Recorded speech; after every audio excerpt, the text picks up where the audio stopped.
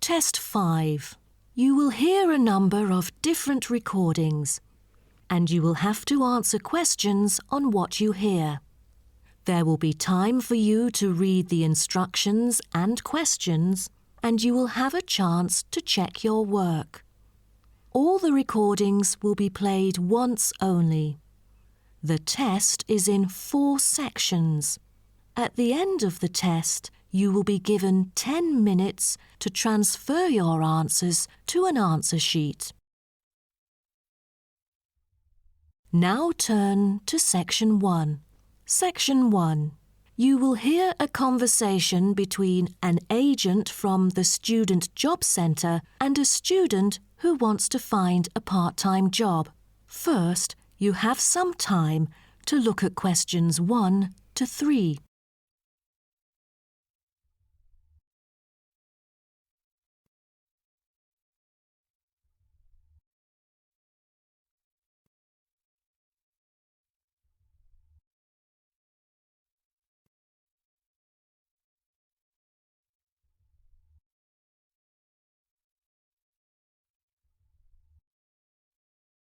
You will see that there is an example which has been done for you. On this occasion only, the conversation relating to this will be played first.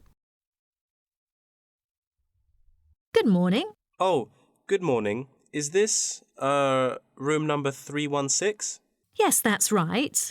So, is this the Student Job Centre? It certainly is. How may I help you? Well, actually, I'm looking for a job, a part-time job. Do you have anything available at the moment? Ah, yes. Are you a registered student? I'm afraid this service is only available to full-time students. Yes, I'm doing my degree in statistics studies. Here's my student card. Right. Well, let's just have a look at what positions are available at the moment. There is a job for social workers, and the workplace is in the House of the Disabled. The agent says that the workplace for social workers is in the House of the Disabled, so disabled has been written in the space. Now we shall begin. You should answer the questions as you listen, because you will not hear the recording a second time. Listen carefully and answer questions 1 to 3. Good morning. Oh, good morning. Is this, room number 316? Yes, that's right. So, is this the Student Job Centre?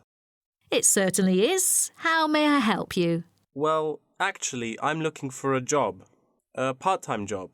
Do you have anything available at the moment? Ah, yes. Are you a registered student? I'm afraid this service is only available to full-time students.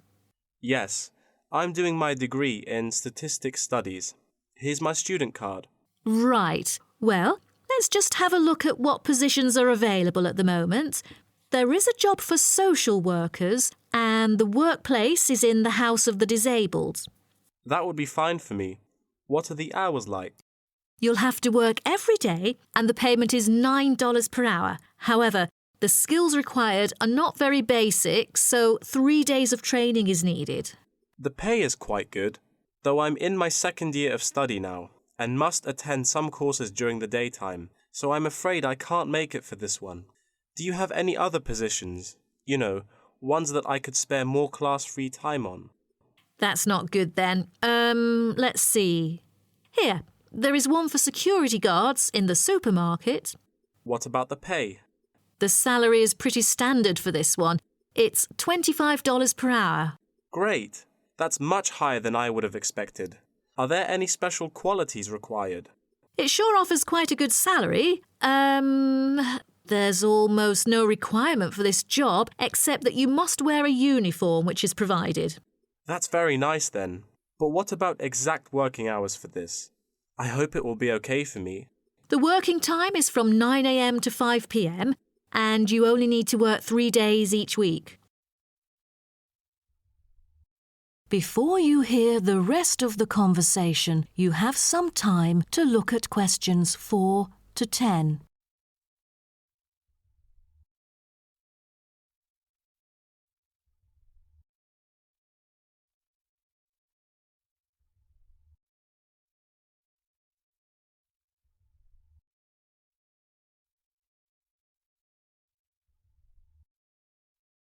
Now listen and answer questions 4 to 10. That sounds like fun. But unfortunately, I've got other arrangements during the weekdays. So that's not possible either, I'm afraid. Well, I think we do have something else for you. Yes, here it is. There is a vacancy for a van driving position in a furniture company that might suit you. What is the working time for this one? On the weekends? No, it's night work. That's good to hear, 'cause I'm available for most of the late hours. And the good thing for this is that you've got variable hours to choose from, though the payment is fixed. Any other restrictions for this one? Yeah, it requires the driver to have reliable driving skills. You know, in case of unnecessary damage or any unwanted possibilities of accidents. Night work is perfect, but I don't even have a driver's license, not to mention my horrible driving skills. No driver's license. That makes it impossible at all. All right. The last option that might suit you is a job as a data entry clerk. You'll be expected to work in a school. It's actually a good place, you know. Lovely. And what about the working hours? Not on weekdays, I hope. Actually, you'll be working only on weekends. You get a fixed salary and you're expected to be familiar with keyboarding skills. That's not the only limit, though, because I'm afraid personal transport is also a must. That's not a problem. I've got a bicycle to travel around with. Great. Now, just fill out this form and we'll see what to do next. Wonderful. That is the end of section 1. You now have half a minute to check your answers.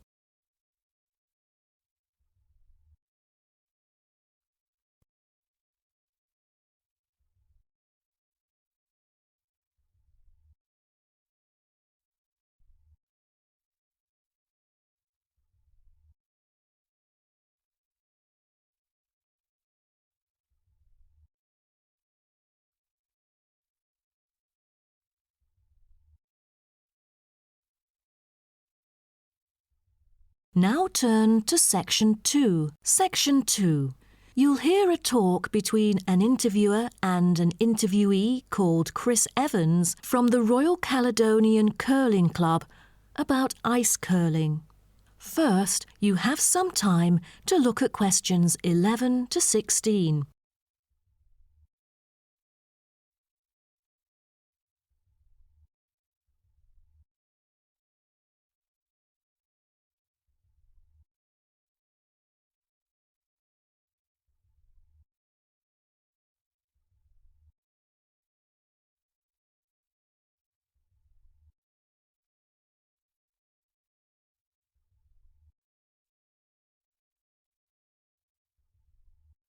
Now listen carefully and answer questions 11 to 16.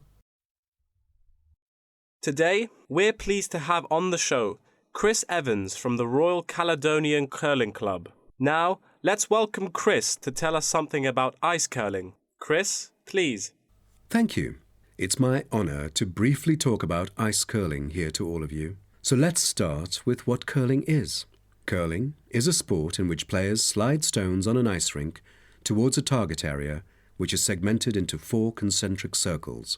2 curling teams consist of 4 players, the lead, the second, the third, and finally the skip. The captain of the curling team and its players will throw their stones in the order stated above. Each team has 8 stones. The purpose is to accumulate the highest score in the game. Points are scored depending on which stone is resting closest to the centre of the target area at the end of the game. The ice surface on which the game is played, or the rink in curling, is called the sheet. It is covered with tiny droplets of water that become ice and cause the stones to curl or deviate from a straight path. The curling players should slide the heavy polished stones or rocks across the ice curling sheets towards the house, a circular target marked on the ice, as I mentioned before. There are several pieces of equipment essential for a curling game, so a concise instruction will be given to you. The most important things are the curling brush, which is used to sweep the ice surface in the path of the stone, as well as the curling stone, which is sometimes called rock. The former is usually made of horsehair, and the latter is made of granite, mainly coming from Scotland. Curling shoes are similar to ordinary athletic shoes, except that the two shoes in a pair have dissimilar soles. The sole of the slider shoe, which is designed for the sliding foot, is typically made of Teflon, while the gripper shoe for the hack foot has a special layer of rubber applied to the sole. During the curling game, you may also find a stopwatch attached either to the player's clothing or the broom, which is used to time the stones over a fixed distance to calculate their speed. Before you hear the rest of the talk, you have some time to look at questions 17 to 20.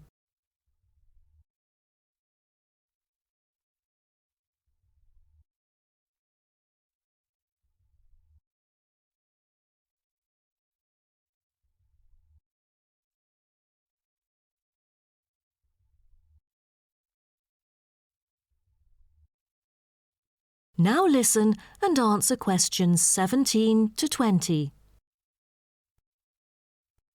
Now, a word about the development of curling clubs. Curling is thought to have been invented in medieval Scotland, and outdoor curling was very popular in Scotland between the 16th and 19th centuries, as the climates provided good ice conditions every winter. Kilsyth Curling Club is renowned as the first club in the world, having been formally constituted in 1716 and widely influencing ice curling development. In Kilsyth today, both men's and ladies' sections are thriving, participating in all major competitions and having won championships in the British Open in the past. The mother club of curling, Grand Caledonian Curling Club, was instituted in 1838 for the purpose, not as such to attract people's interest, but to regulate the ancient Scottish game of curling by general laws. With these official rules, the young curlers could be trained in a more professional way. By 1842, the new national club had sought to obtain royal patronage, and it has ever since been known as the Royal Caledonian Curling Club. However, many sports, such as athletics and tennis, were frowned upon as being too recreational and not practical enough. So the Crown banned them by law during the 1300s, in the hope that men would instead practice the archery skills that were seen as vital to the country's defence. And the ban was lifted in the 17th century. So, do you know the reason for curling being kept during the 16th century? Is it because it was so popular, or because people from all ages like children could play it? The spirit of curling dictates that one never cheers mistakes, misses, or gaffes by one's opponent. And most importantly, all the team members should strictly follow the instructions of their captain, which is essential for men in battle. Curling was brought to Canada from Scotland, and some curling was played informally before 1800. Curlers often used iron curling stones made from melted materials such as cannonballs rather than granite until the early 1900s, because there were transport problems importing granite stones from Scotland. That is the end of section 2. You now have half a minute to check your answers.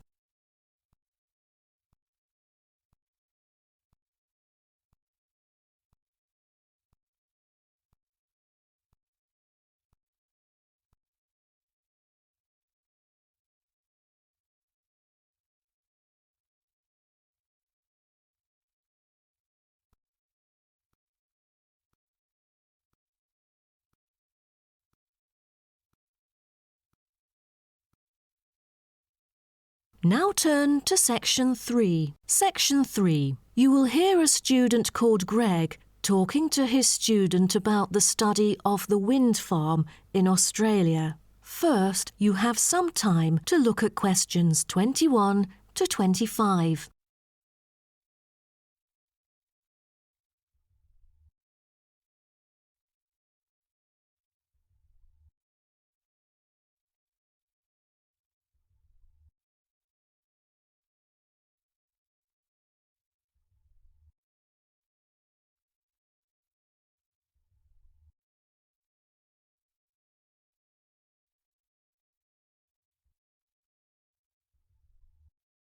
Now, listen carefully and answer questions 21 to 25.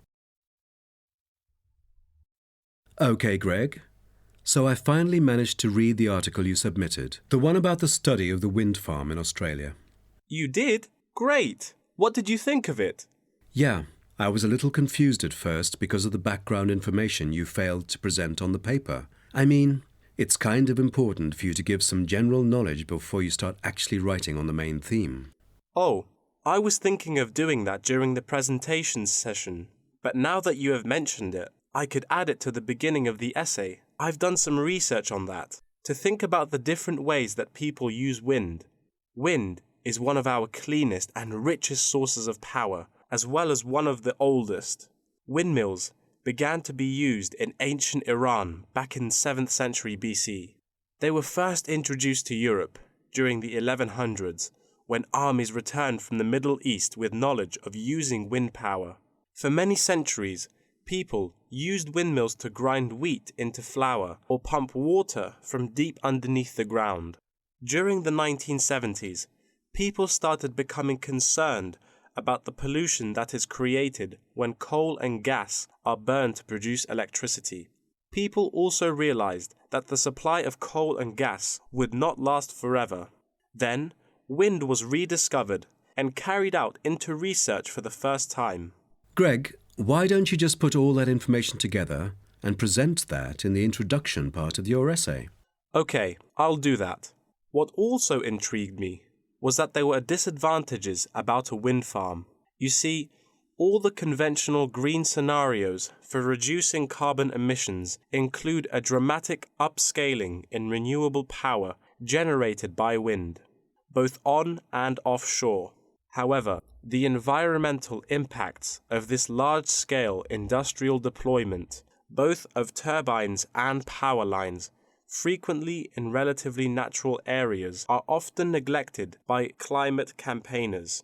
For example, wind turbines have the reputation of generating noise as well as electricity. So as more electricity is produced, they can be really noisy. Another thing is that some new turbine blades kill a worrying number of birds, especially large birds like raptors. But there must be a bright side, right? Yeah, of course. According to figures pulled together by consultants of the Intelligent Energy Systems using data from the Australian market operator, wind energy accounted for 50% of demand in the state. That's half of the power source. Besides, this one unexpected outcome really attracts lots of visitors and helps the local tourism. That's good to hear. Before you hear the rest of the talk, you have some time to look at questions 26 to 30.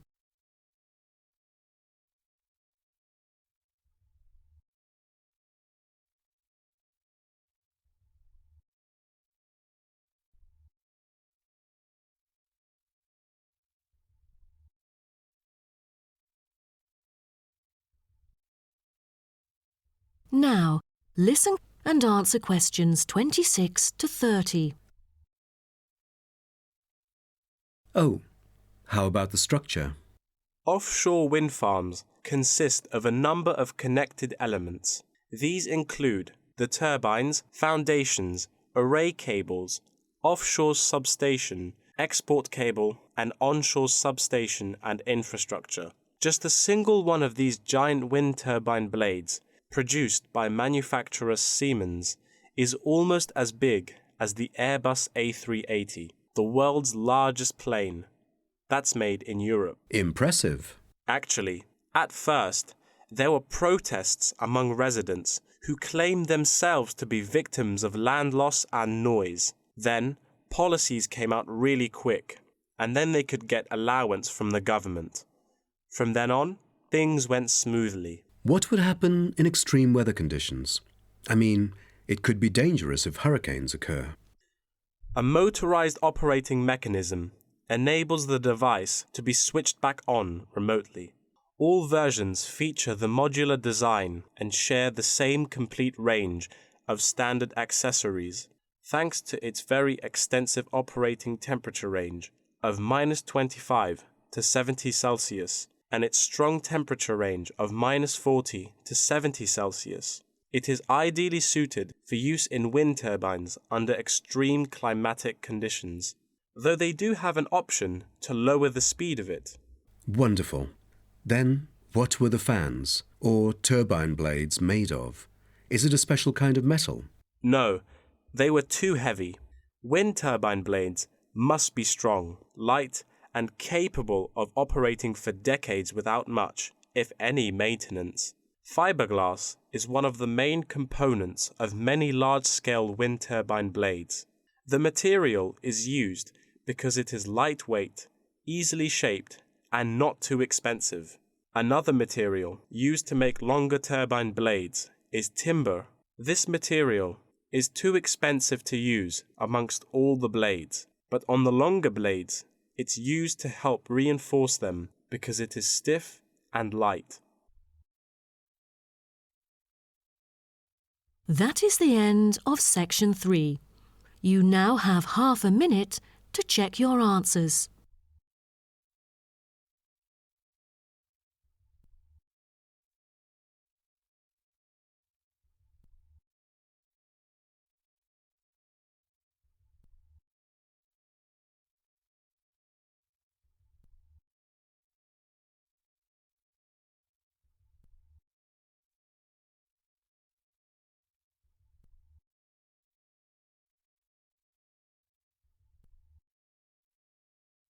Now turn to section 4. Section 4. You will hear part of a lecture about tea tree oil. First, you have some time to look at questions 31 to 40.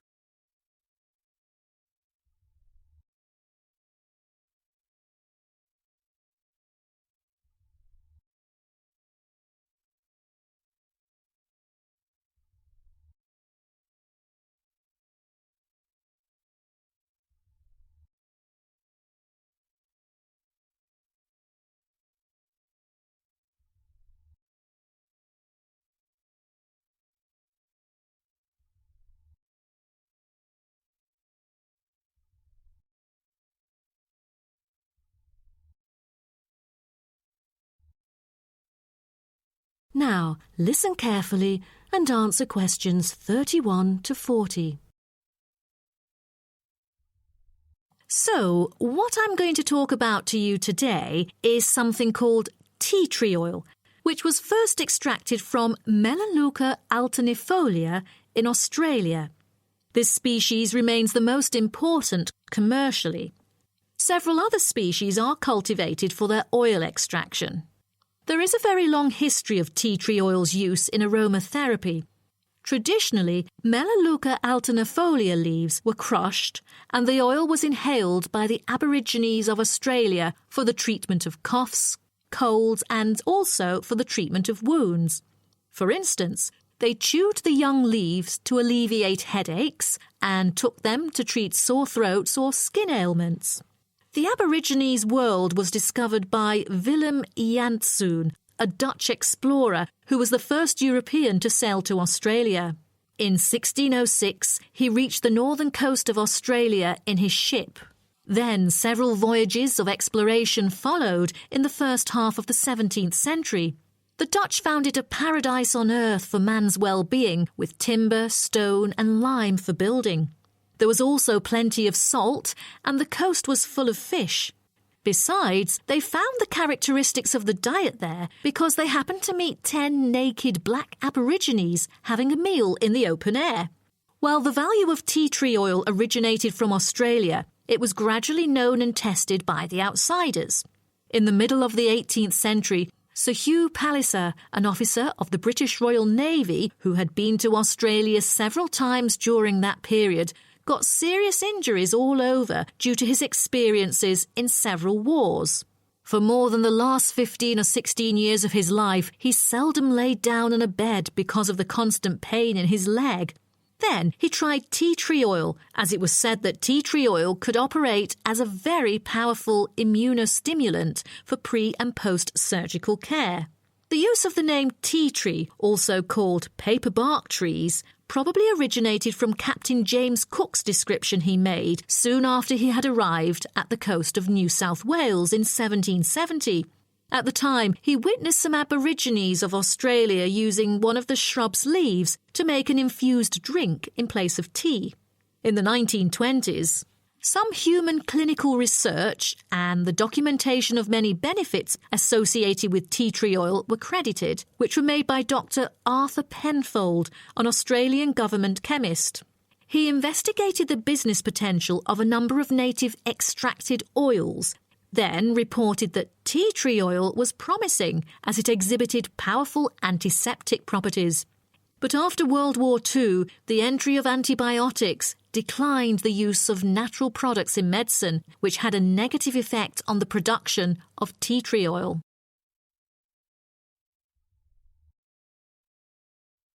As such an important and valuable material in the world, how is tea tree oil produced? I think most of you are curious about this. Tea tree oil can be extracted in some different ways, but the most traditional way is steam distillation. Once harvested in winter, when the amount of required essence in oil meets the needs for production, the finely cut trees are transported to a steam distillation facility. The extraction is made by distilling the leaves in specially designed stainless steel stills along with the stems to yield pure oil. The water-filled boiler is heated and constantly monitored to maintain the correct temperature. Both the steam and oil evaporate and then condense as they run through a pipe into the collecting container where the oil floats to the lid, while the water, because of gravity, goes steadily out the lower exit pipe. At the end of the hour, the oil is siphoned off through the upper pipe, while the condensed steam floats through the lower pipe towards the ground. At the end of each distillation, all the spent plant material is hauled out of the still pot by hand with a short rake, piled onto a trailer and spread where required as a thick woody mulch. That is the end of section 4. You now have half a minute to check your answers.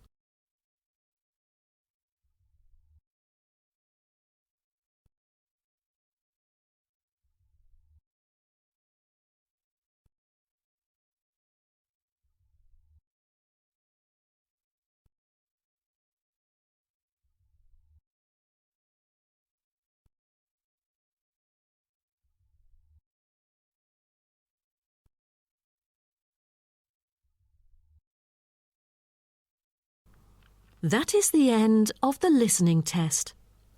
In the Ielts test, you will now have 10 minutes to transfer your answers to an answer sheet.